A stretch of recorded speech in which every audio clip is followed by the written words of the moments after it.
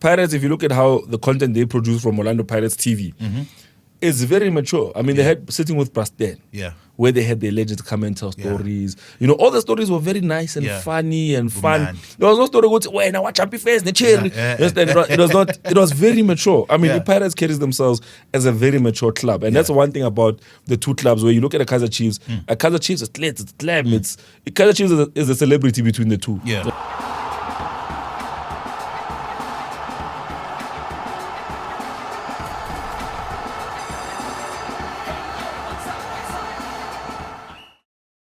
Hello, Dumelang Sanbonani, and welcome to the Diski Preview Show. My name is yours truly, Mr. E. And we continue the conversation on eDiski, the most beautiful sport on planet Earth. In the studio, I'm joined by the man himself, our resident analyst and special guest for today. There is a reason why I'm saying special guest, but we're going to get into that later on. A warm welcome to you as well, sir. Thank you, Mr. E. We're going to have a big conversation. Yeah, most definitely. We're going to have a conversation on the transfer market. There's a lot of activity happening right now because the transfer market opened, I think it was on the 1st of July, and the season is starting on the 8th of August. It's going to be... Is it not the 1st of August, Mr. E? I think it's the 8th, man. The 8th is the PSL. Yeah? The 1st is MTN 8. Okay, but MTN 8 is not PSL. Yes, it's two different things. So the season starts on the 8th? Yes. Okay. But no, it starts on the 1st. It starts on the 1st. Whichever one Thanks for your correction, Whichever one comes first. Let's quickly take a break. When we come back, we're going to be taking a look at the activity that is happening in the transfer market. There is a lot of clear outs. There's a clear out at Kaizer Chiefs, a clear out at Orlando Pirates, as well as Mamelodi Sundowns. Stay tuned.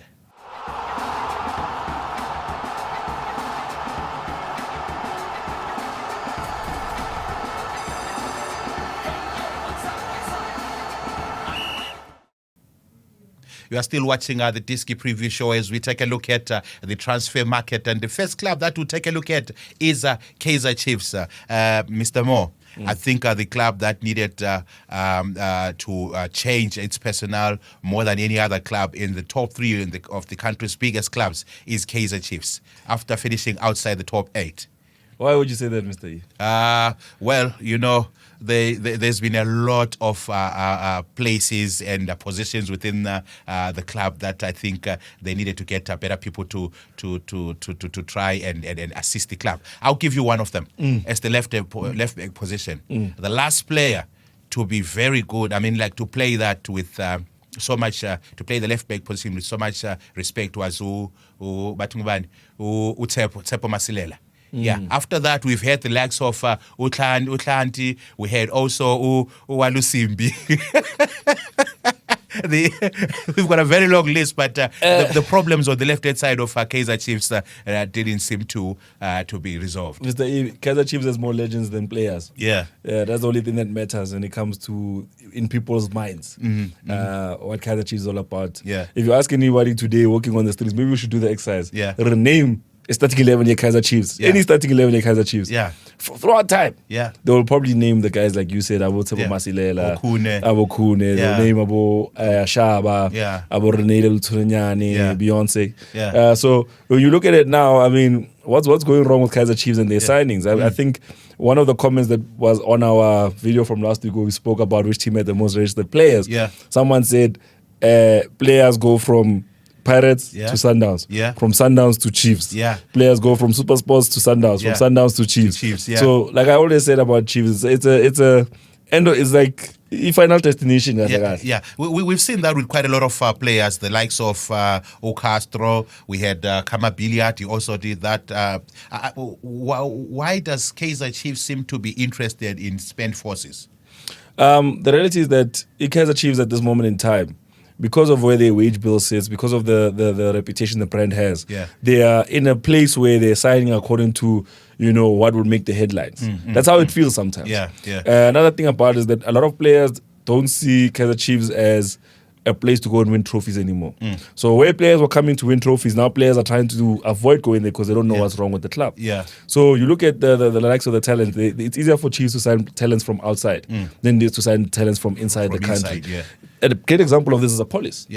I mean, Chiefs was the first team to say Samfuna Lomun, Samfuna. Yeah. Where it broke up, we don't know. Yeah, but talking about our police, I think there's been a conversation on social media that every time Kaizer Chiefs approaches a club and they want a player, the price tag is inflated. Of course. But once when the negotiations break down and that player goes elsewhere, for instance, what's that guy's name who went to Royal AM? Yes, Nukovic. No, not Nukovic. I don't remember the guy's name. Whereby Kaizer Chiefs wanted him, they wanted 15 million, but he went for like 4 or 5 million. Yes. Litwalo. Victor Litwalo. Yes, Victor Litwalo. Do you think that's what could be happening? Mr. E, let's start here by first saying it's happening around the world. I mean, if you look at let me give you a case study. Yeah. When Barcelona sold Neymar to PSG, all the players they signed in that window were 100 million or more. Yeah. They signed Dembele for a couple $100 million. They signed Coutinho for a couple $100 million. The reality is that everyone now knows how much you have in your coffers. They know how much you have in your pocket. Yeah. So clubs are looking at the fact that, okay, fine, Kaizer Chiefs at this moment in time, they've won all these trophies. Yeah. They have all these sponsors. Yeah. So if you're dealing with Kaizer Chiefs, you're definitely dealing with something that has money, a team that has money. And that's going to happen now to Sundowns when they come back from the FIFA Club World Cup. Yeah. Because everybody had the 2 million, 5 million US, you know what I mean? Yeah. So you see now when they try to approach players, they're going to end up with a situation where clubs are going to price the players up. Yeah. You look at a police, the price that was given to Chiefs, not the same price that was given to Pirates. Yeah. You look at, for example, what Real Madrid is doing as a strategy now, where if they want a player, they're willing to allow the player to run down his contract. Yeah. So they're willing to come to you and say, Trent Alexander-Arnold, we want to sign you. But we'll sign you at the end of the season or at the end of the second season when your contract is done. But they're doing it again now with Ibrahima Konate at Liverpool, where rumors are saying that Madrid has approached and said, listen, we want you to come this side, we'll get you on a free. If you look at how many players that Real Madrid has signed on a free, it's Kylian Mbappe, it's Trent Alexander-Arnold, it's Rudiger from Chelsea. Free of charge. They're not paying transfer fees. So it's either Kaizer Chiefs has to start approaching players a season ahead of time. But because they're always recycling coaches, they can't do that. So now they have to come to the strategy and say, listen, but run down your contract. Once your contract is done, then you can come join us. One of the notable players to join Kaizer Chiefs is Usipesi Tendlov. I think this is for the second time because he is a former Kaizer Chiefs player before he went to SuperSport United and he's back. Do you think he's one of those places, players that will be able to assist Kaizer Chiefs to try and do better this season? But that's the thing about Kaizer Chiefs, Mr. I think one thing that Kaizer Chiefs never got right. I said this, remember 2 years ago I said this and then we got crucified on Facebook. I said that behind Orlando Pirates is the fans. You know, there's the history, the legacy. With Kaizer Chiefs, it sometimes feels empty. I think with Kaizer Chiefs, the problem has always been one thing and one thing only: names, individuals. You understand? With Kaizer Chiefs, people look at the individual stars. They don't look at the actual system and the group of players. We don't look at generations. We look at who's going to carry this generation through to the end. And that's why when you look at their signing policies, they don't sign to build. They sign to rely on a player. You understand? So that's massive. That's a massive thing. They don't sign. So it's not that these players are coming to fit into Kaizer Chiefs' needs. It's more of these players are coming to look good at Kaizer Chiefs, which is a problem. Because I don't know, that name Yamatlema boys. It needs to be reevaluated. There's nothing glamorous anymore. Only thing that I'll always say this. Only thing that works at Kaizer Chiefs is the guy who makes the kit and the guy who washes the logo. Those two guys, are overtime. Angazi. The other players to cross floors again, joining the likes of Max Mamponya, Nombesu, Manochi Mitau, it's Utabiso Munyane and Upaseka Marco. Do you think those are good signings? I think you have to ask yourself the question of why did Sundowns not swoop in to buy those players? But I mean, it's movement at the top. I mean, it's like going for like. But Upaseka Marco, he wasn't getting a lot of game time at Orlando Pirates. And what is it that Kaizer Chiefs saw in him that they think they can actually work on?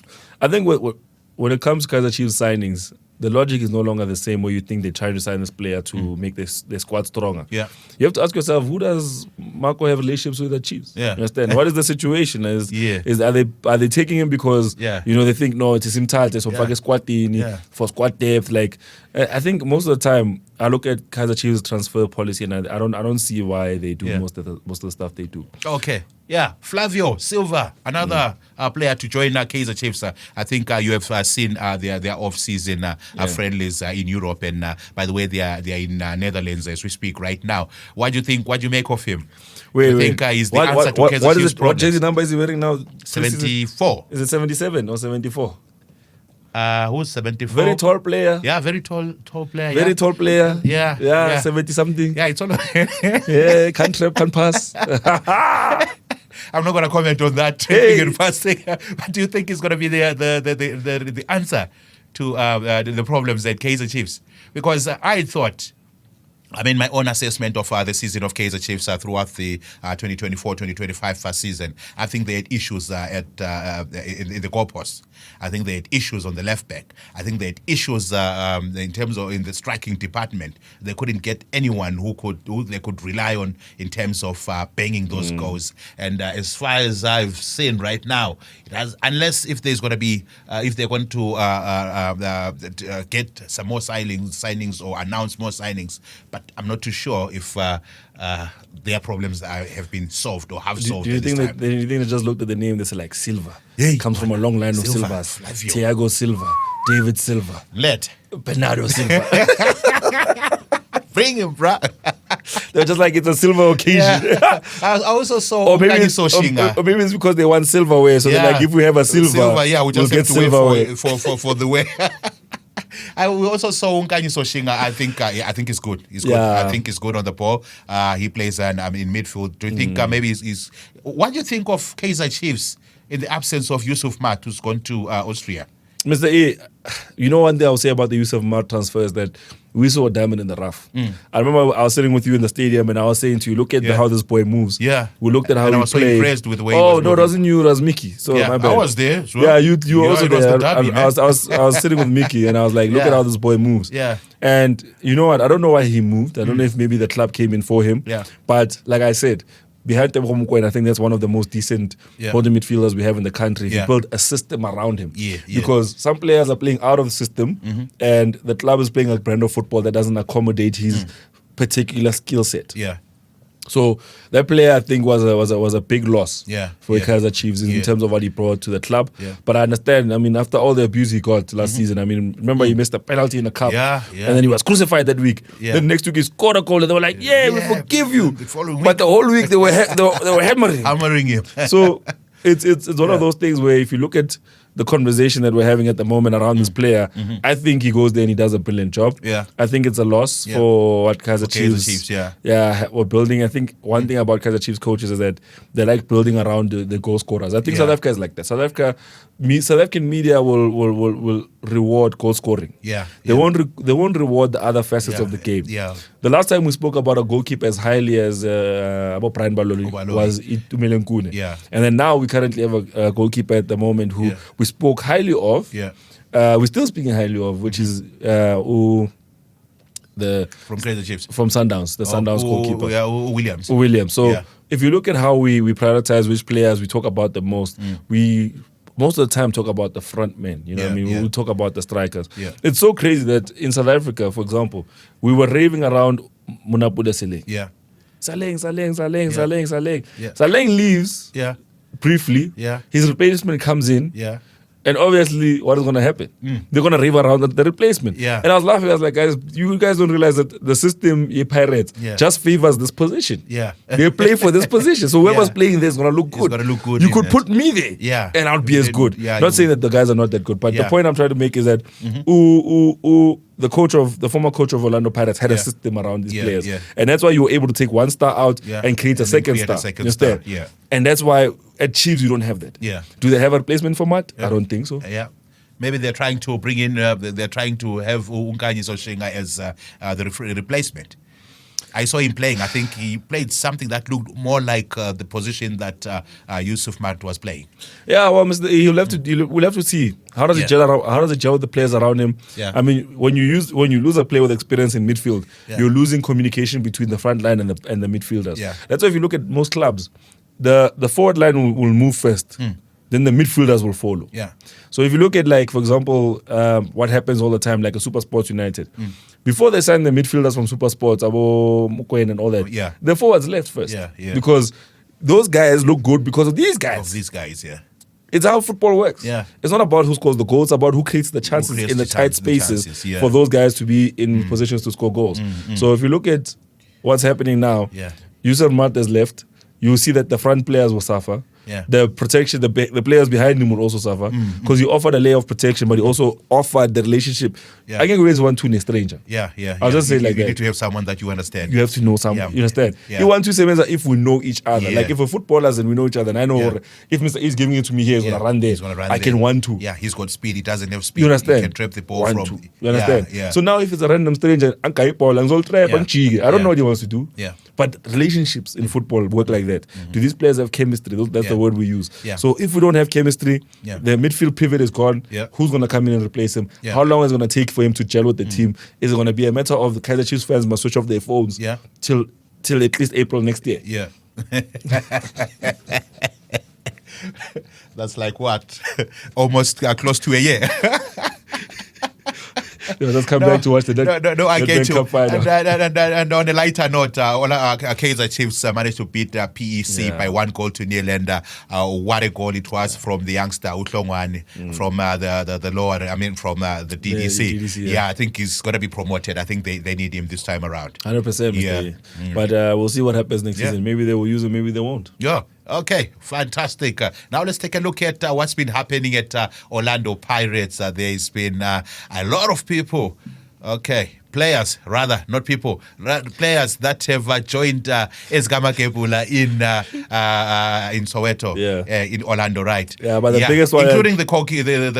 The coach is new, so we've got a new coach. We've got a couple of players, including Usipho Mbule. I was about to say the biggest topic has been Usipho Mbule. Why is it the biggest topic? Again, talking about his drinking of juice. But everybody drinks. It depends where. I think that's where the problem is. It depends and what as well. Because he could have been drinking water. And no he could have been drinking because they're always saying drinking. Nobody says exactly what he's been drinking. But I'm so happy for Usipho Mbule to find a big club like Orlando Pirates where he will try and bounce back. I know that things haven't been going very well for him at Mamelodi Sundowns, at Skukune as well. Now he's at Orlando Pirates. Hopefully he's going to come right. Well, Mr. E, you have to give them credit because for the longest time in South African football, we've had a problem with players who would say don't have the discipline, and the clubs betraying their trust. You understand? So a player like Mbule, at this point is an opportunity for us to see that, look, these lifestyles do exist. But do you care more about the talent or the player's lifestyle? That's the key thing. If you can make it work with the player's lifestyle, I'm not saying he must continue living the way he was. I don't know how he was living in the first place. But in South Africa, we have a long history of players that we threw out the door because of Babapuza and it was national news. And I think in the modern game, I think one thing that we don't recognize that we only hear these reports here. What's happening with Jack Grealish, who was visibly drunk for days after the UEFA Champions League win? We don't look at those players in the same way. But I will say also, Man City didn't use them much last season, so maybe the culture is the same. It's the same. But the reality is that how do you work around a player like this? Do you get him a brand person who's going to tell him, I don't want to puzla? But players like this deserve a chance. They really do. They really do. And he did get a chance at Orlando Pirates. 100%. So he's going to be donning that black and white uniform. Not yet. Jersey. Not yet. I think at this moment in time, the problem is with a new coach is that the excitement go to feel. And you can see he also wants this job. Let's talk about the coach. Do you think he's the right man to steer the Orlando Pirates ship? Well, he's confident. Yeah, he is. And one thing I will say is that I looked at that design in his eyes. He looks like a coach who has always wanted an opportunity like this. Because he wants to prove to himself and the world. The reason why I'm saying that is because Orlando Pirates did very well in their CAF Champions League games. And if you are to get a coach, you need a coach who lead you from there on. You can't go back. You can only do better than what you did in the last season. So do you think he's going to be able to take Orlando Pirates maybe to the finals and probably get the second star? I think he will I won't say he will get the second star. Yeah. What I will say is that he's worth investing time in. Yeah. All you can do as a club is invest time in coaches. Mm-hmm. See if any of them be able to do what the previous coach did. Yeah. But then one thing I like about Orlando Pirates is that the way Orlando Pirates conducts itself is very mature. Yeah. It's very, very mature. Yeah. When you think about how the club does business, I mean, the coach left at the end of the season. Yeah. But you're not going to leave now because Al Ahly is saying that Was a match. we'll wait until the season is clear. Yeah. When it's done, we'll do a proper farewell for you. Yeah. You'll leave. You understand? Once you're gone, then we will get someone and then we'll put them in the position. Yeah. Pirates fans, we've not had anyone complaining since the departure of their coach. The prospect of getting a new coach is how the club is run. I think the leadership from the top at Pirates is very balanced and very balance-minded. And the structures are working for them. And the experience that they have, they know how to deal with such situations. The difference between Kaizer Chiefs and Pirates, if I was to do that, is how they approach media. You understand what I'm saying? Pirates, if you look at how the content they produce from Orlando Pirates TV, it's very mature. I mean, they had sitting with Prasten, where they had their legends come and tell stories. All the stories were very nice and funny and fun. Man. There was no story going, "Wait, now watch Happy Face, the cherry." It was not. It was very mature. I mean, the Pirates carries themselves as a very mature club, and that's one thing about the two clubs. Where you look at a Kaizer Chiefs, a Kaizer Chiefs is slate, it's glam, Kaizer Chiefs is a celebrity between the two. You understand? Paparazzi. That's how it operates. It's all about the media. Yeah, people care about what the players are wearing. People care about how the players are looking. The Pirates, everything is very subtle, and everything is delivered on schedule. They don't make a noise, but everybody's always watching Orlando Pirates. Yeah. The other notable player to join Orlando Pirates, Oswin Apolis, we've already spoken about him, that he was linked with Kaizer Chiefs, but he found his way to Orlando Pirates. I think that's a very good signing for me for Orlando Pirates. I think they do very well. Kwaiba Usinokolo from Chippa United, dangerous player. Yeah, dangerous player. Yeah, I think he's going to add a little bit of bite into that Orlando Pirates team. Mr. E, as much as we want to talk about all the players that came in, the one we need to talk about is Monnapule Saleng and his departure. Yeah. But I hear that he's been linked with Orbit College. Is that a downgrade or what? I think he was linked with the Kaizer Chiefs and then from Orlando Pirates, linked to Kaizer Chiefs. Many people thought he was going to go to Amakosi, and then you end up at Orbit College. That's just been promoted into the PSL. It's still the PSL. It's still the PSL, Mr. E. I mean, and don't forget. But do you think Orbit College is going to be getting the numbers that Orlando Pirates was in terms of fans and filling up the stadiums? No. I mean, I'm looking at a situation whereby you used to play in front of a capacity crowd of between 60 to 90,000. Now it's Orbit College. Maybe, I don't know how many players, I mean, 100. How many fans they've got. 100,000.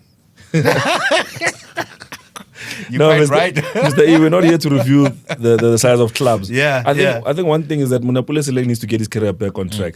I think one thing about footballers, and especially in our country, is that we don't respect the term career. We don't respect the name, the word career. Career, me, is a series of events. You just need to show up every day.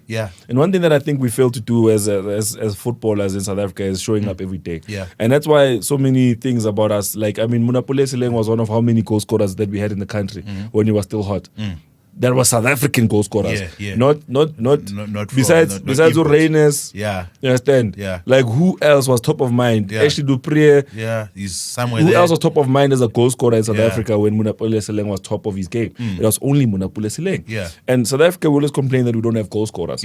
So for him, he has to get back on his wagon. I hope that the coach at Orbit College comes in with a sober mind to say, I want to play this boy. I want to do I want to do what's the best interest of this boy. Was that a good move for him to go to Orbit College? I think it was a good move. And I'm not too sure what the dynamics were, I mean, in arriving at that decision, but I think the big move was Orbit College getting the player.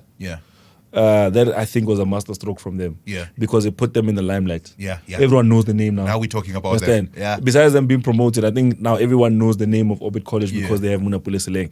And because the story went viral towards the end of last season, he put his club in a good position. So all they need to do is say, baby boy, Mamel, we're giving you a chance. So you have to do us a favor and bang those goals in. Sitle Nduli, he's also there. I think that is Oshisi Orlando Pirates. Talishisa, Mr. E. Hey. Talishisa. And I think the one thing that we're forgetting to look at is also Stellenbosch. Yeah. Stellenbosch, I think, is also going to be a team we need to be looking out on for. The lookout for. Stellenbosch is always buzzing around the top 3. Yeah. And at times like this, we don't speak about Stellenbosch. But come the season, I bet you in November we'll be talking about Stellenbosch. Yeah. They probably would be sitting top of the table. That's what we did. That's what we did the last season. Yeah, I think this season they'll be sitting top of the table come November. Oh, most fantastic. Now let's take a look at the other giant. That's Mamelodi Sundowns. I know that there's been a clear out there. Rivaldo Kutsia is out. Sipho Mbule, we have spoken about him. He's gone to Orlando Pirates. I know Lucas Suarez, after that mistake that he did, I think he found his way out of Mamelodi Sundowns. Tabang Sibanyoni, gone. Yeah. But they are yet to announce which players they will be getting for the new season. That's I think they have the same logic as me. Yeah. Yeah. So I think they're doing that. Yeah. But someone said on the social media platforms that Ekaz, are you guys sure that Sundowns is going to be fair this season? Yeah. With all the money they've collected? Yeah.